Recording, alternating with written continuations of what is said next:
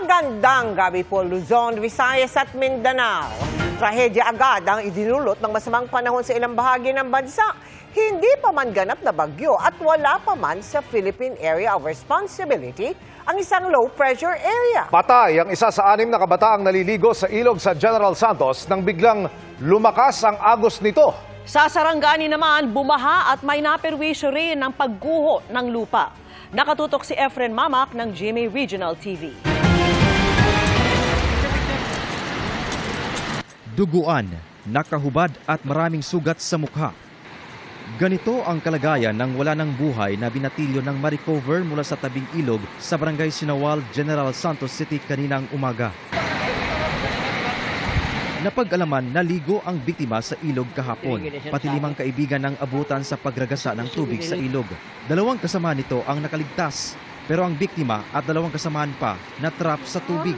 Gumamit sila ng itinumbang kahoy para makatawid, pero hindi umano nakahawak ang biktima dahil may bit-bit itong plastic na pinaglagyan ng kanilang mga cellphone. Doon na ito naanod ng tubig. Kani siya ang wala nakagunit sa kahoy. Kay naggunit po siya og silopin nga sulod sa ilang mga cellphone. Ang ama ng biktima, emosyonal lang inilahad nito na bago ang pangyayari, pinagsabihan na niya ang biktima na huwag umalis. Ngunit hindi daw ito nakinig. Gingnan ako, ayaw na laag, kay matulog ko. Sa upag, magkuha lang kong gulay, magkuha mi gulay. Nga si kauban, kauban sa simbahan. Itong choir. Ayon sa CDRRMO, hindi umano nakaranas ng pag-ulan sa sentrong bahagi ng bayan noong panahon na iyon. Ngunit may mga report na may pagragasa ng tubig sa ibang malalaking ilog sa lungsod. May nakuhanan nga na video na ulo ng baha na rumaragasa papunta sa isang dike sa Barangay Labangal. Bagay na ikinaalarma ng mga residente. Gayunpaman, walang naitalang sugatan sa insidente. Hindi man umulan dito sa atin sa syudad, pero doon sa mga headwaters ng ating mga major ilog, no, umuulan.